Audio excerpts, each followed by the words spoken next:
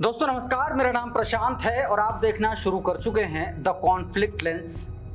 दोस्तों, ईरान और इजराइल के बीच में युद्ध की जो संभावनाएं हैं, जो आशंकाएं हैं, वो और प्रबल होती जा रही हैं। और ये बात मैं इसलिए भी कह रहा हूं क्योंकि लगातार इजराइल की तरफ से हमले किए जा रहे हों, चाहे वो गजा हो, चाहे वो तेहरान हो, चाहे वो ईरान के कई सारे और शहर। दोस्तों, इजराइल ने एक बार फिर से दोस्तों ईरान पर हमला किया है।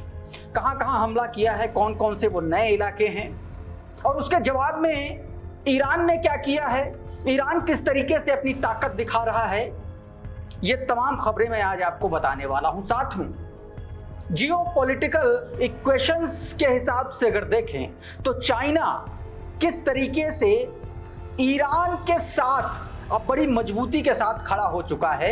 एक तरीके से उसने खुल करके ऐलान कर दिया, क्या कुछ कहा है, क्या कुछ डिफेंस की डील हुई है, नई डील क्या हुई है, किस तरीके से वो ईरान में इन्वेस्ट करने जा रहा है, कई $100 मिलियन इन्वेस्ट करने जा रहा है, क्या क्या पूरा मामला है, वो भी आपको खबरें दिखाएंगे, बहुत तस्वीरें दिखाएंगे। और इन सब के बीच अमेरिका क्यों बौखलाया हुआ है, डोनाल्ड ट्रंप क्यों बौखलाया हुआ है, ऐसा क्या रशिया ने, पुतिन ने डोनाल्ड ट्रंप से कह दिया जिससे उसको ये बात नागवार गुजरने वाली है, जैसे ऐसा बताया जा रहा है। दूसरी तरफ ईरान ने सीधे तौर पर अमेरिका और इजराइल को एक बार फिर से क्या नई धमकी दी है, ये तमाम सारी ऐसी खबरें हैं जो आज मैं आपको बताने जा रहा हूं।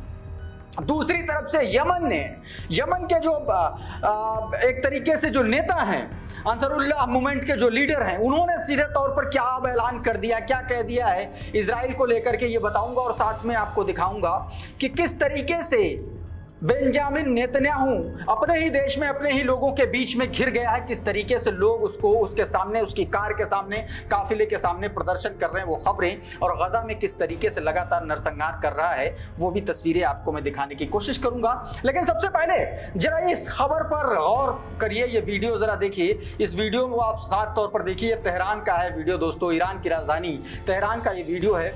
और इसमें सीधे तौर पर न्यूज़ 24 के हवाले से खबर, ईरान की राजधानी तेहरान पर इजरायली हमला, मची तबाही। इस वीडियो में आप साफ तौर पर देखिए कि कितना भयंकर एयर स्ट्राइक की है तेहरान पर ईरान ने। सीधे तौर पर आप इसमें ये देख सकते हैं कि कितना खतरनाक तरीके से यहाँ पर जबरदस्त तरीके से इजरायली हमला हुआ है। और उसके बाद बताया जा रहा है कि तमाम सारे लोग इसमें घायल हुए हैं, कई इमारतों को बहुत बुरी तरीके से नुकसान पहुंचा है, पूरी तरीके से इमारतें क्षतिग्रस्त हो गई हैं। तो ये एक वीडियो, एक और वीडियो मैं आपको दिखाता हूँ, ये देखिए, ये वीडियो भी देखिए। ये देखिए दोस्तों, ये इस्लामिक इन्वेंशन टर्की का जो ट्विटर हैंडल है, उसके जरिए इस्लामिक टर्की की तरफ से जारी किया गया। इसमें देखिए किस तरीके से यहाँ पर अचानक से हमला हुआ, ये देखिए, ये तेहरान में ही हुआ दोस्तों। ये जो तेहरान का रेडियो टेलीविजन चैनल है, नेशनल रेडियो टेलीविजन चैनल, वहां पर हमले की ये तस्वीरें हैं, आप देखिए कि। और ये 4 जुलाई की तस्वीरें हैं, यानी कि आप समझिए कि ताजा हमले की ये तस्वीरें हैं। देखिए, ये देखिए, भयानक हमला हुआ देखिए वहां पर। और ये आप सोचिए कि ये नई तस्वीरें जारी हुई। आपको याद है कि किस तरीके से इजराइल ने ईरान पर हमला किया था। अब एक नए तरीके के, अलग अलग एंगल से इस तरीके की ये तस्वीरें दोस्तों ये जारी की जा रही हैं, अलग अलग सामने आ रही, लोग कैसे वहां पर जान बचा करके भागे थे। इस्लामिक इन्विटेशन टर्की के नाम का ट्विटर हैंडल है, उसने लिखा कि footage from Israel war crime targeting Iran national radio and television building in Tehran, killing 2 journalist and injuring many others. 2 journalist के मारे जाने की खबर है और कई लोग घायल हैं, ये इसको लेकर के एक खबर है दोस्तों।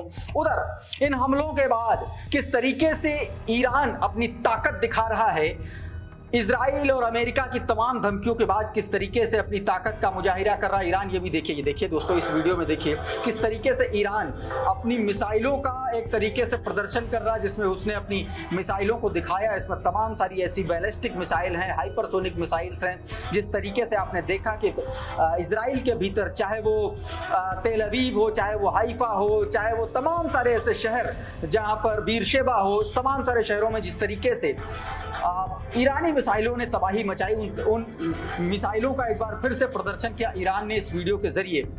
इसको लेकर के दोस्तों मधुरेंद्र कुमार हैं, जर्नलिस्ट हैं न्यूज नेशन के, वो लिखते हैं कि ईरान ने इजराइल और अमेरिका की धमकियों के बीच जारी किया अपने मिसाइल पावर का वीडियो। IRGC चीफ ने कहा कि हमला हुआ तो करारा जवाब देंगे, ये बात सीधे तौर पर कही गई है दोस्तों। दूसरी तरफ एक और वीडियो जारी किया गया जो ईरान की ताकत को दिखाता है। ये देखिए दोस्तों, इस वीडियो को देखिए, जरा गौर से देखिए।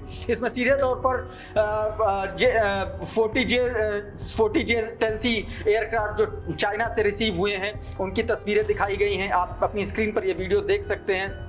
इसके अलावा रशिया से जो चीज़ें ली गई हैं, Su-35 की तस्वीरें हैं, J-10C की तस्वीरें हैं, और वो ताकत दिखाने की लगातार ईरान कोशिश कर रहा है कि अगर इजराइल और अमेरिका की तरफ से कोई भी हमला हुआ, किसी भी तरीके का अगर हमला होता है तो इस बार करारा जवाब दिया जाएगा। चीनी राष्ट्रपति और लगातार उनके साथ जो मुलाकात है अब्बास अरागची, वहाँ के राष्ट्रपति, उनके साथ और तमाम सारे लोगों के साथ लगातार तस्वीरें जारी की जा रही हैं। इसका मतलब ये है कि एक मैसेज देने की कोशिश है कि चाइना ईरान के साथ मजबूती के साथ खड़ा हुआ है। दूसरी तरफ एक और ये ट्वीट देखिए जरा, daily Iran news commentary Twitter handle है, वहां से ये तस्वीर जारी की गई है। इसमें आप देखिए ट्विटर हैंडल पर लिखा गया है, Beijing declares unwavering support of Iran. सीधे तौर पर कहा गया, warning the world that it's $40 billion Middle East investment will not be threatened. This is more than words. It's geopolitical shift. The message is clear. China and Iran are standing the shoulder to shoulder. मतलब कंधे से कंधा मिलाकर के China और Iran खड़े हैं। और ये बात इस बात से भी तस्दीक होती है कि वो मिडिल ईस्ट में चाइना जो है $400 बिलियन का इन्वेस्टमेंट करने जा रहा है। इसका मतलब आप समझिए कि अगर जरूरत पड़ी, अगर कैसी वर्ल्ड वॉर 3 जैसी स्थितियां बनी, तो आप एक एक होलिस्टिक अंडरस्टैंडिंग ले सकते हैं कि कौन किधर से सामने आता हुआ दिख रहा है, क्योंकि ये सारी चीजें एक दूसरे के बाद समझ में आ रही हैं। उधर IRGC के जनरल फजली ने एक टेलीविजन चैनल को दिए इंटरव्यू में सीधे तौर पर धमकाते हुए कह दिया है कि इस बार तो इजराइल और अमेरिका के खिलाफ हमने अपनी ताकत का 20 से 25% ही इस्तेमाल किया है। इस बार भी अगर एक सिंगल हमला होता है तो फिर उसके बाद पूरी ताकत के साथ ईरान जवाब देगा। क्या कहा है एक बार सुनिए जरा। तो सीधे तौर पर इसमें यह बात कह दी गई है दोस्तों। और आगे की एक और तस्वीर दिखाता हूं दोस्तों। दावा किया जा रहा है कि ईरानी हैकर्स ने डोनाल्ड ट्रंप, उनके करीबियों और तमाम सारे ऐसे लोगों को 100 GB का ईमेल का डेटा उन्होंने हैक कर लिया है। और यह धमकी दी जा रही है कि अगर इस बार ईरान पर हमला हुआ तो ये सारा का सारा ऐसा डेटा है, इसको लीक कर दिया जाएगा, इसको सार्वजनिक कर दिया जाएगा, जिससे अमेरिका और उससे तमाम सारी जुड़ी सेंसिटिव इंफॉर्मेशन पब्लिक डोमेन में आ जाएंगे, जिससे अमेरिका को एक बहुत बड़ा नुकसान और बहुत बड़ा खतरा मोल लेना पड़ेगा। दोस्तों सीधे तौर पर कहा गया, गैरी वालिया ने एक ट्वीट किया है, एक बार फिर साइबर युद्ध की गूंज। ईरानी हैकर्स ने दावा किया कि उन्होंने अमेरिका के राष्ट्रपति डोनाल्ड ट्रंप और उनके करीबियों की 100 गीगाबाइट ईमेल डेटा हैक कर लिया है। अमेरिका की तरफ से कोई जवाब नहीं आया इस मामले में। इस हैक में हो सकता है गोपनीय जानकारियां, रणनीतिक दस्तावेज जो निजी संवाद हों। दोस्तों हो नहीं है, ऐसा दावा किया जा रहा, तमाम सारे लोग इस बात को लेकर के दावा कर रहे हैं। उधर चाइना ने एक और दावा कर दिया। देखिए चाइना लगातार इस तरीके के इंडिकेशन दे रहा है। चाइना की तरफ से एक वीडियो जारी किया गया, इस वीडियो को आप देखते रहिए और मैं आपको इंफॉर्मेशन बताता हूं। ये देखिए दोस्तों, ये चाइना का एयर डिफेंस सिस्टम है, इसका नाम है होंगी 19।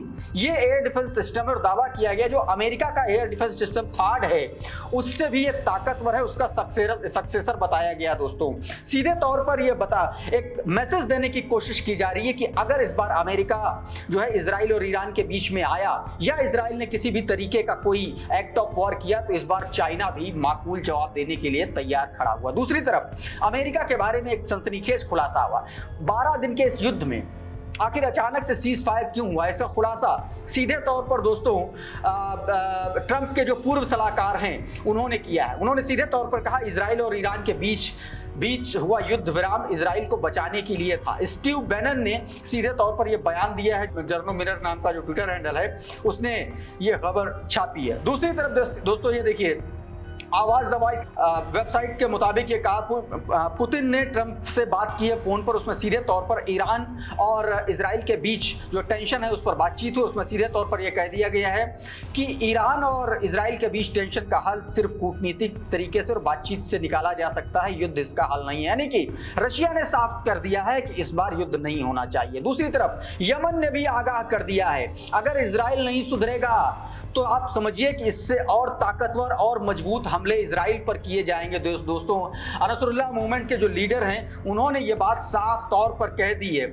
उन्होंने कहा है कि इजराइल की धमकियां यमनी लोगों के हौसले और मजबूत करती हैं और वह अपने जवाबी हमले जारी रखेंगे और इसके लिए हमेशा प्रतिबद्ध हैं। सीधे तौर पर यह बात कही गई। दोस्तों, अब एक ये वीडियो देखिए। दोस्तों, ये काफिला देखिए, ये दरअसल बेंजामिन नेतन्याहू इजराइल के प्रधानमंत्री का ये काफिला है और 7 अक्टूबर के बाद ये पहली बार बेंजामिन नेतन्याहू जो है नीर ओज का उन्होंने दौरा किया।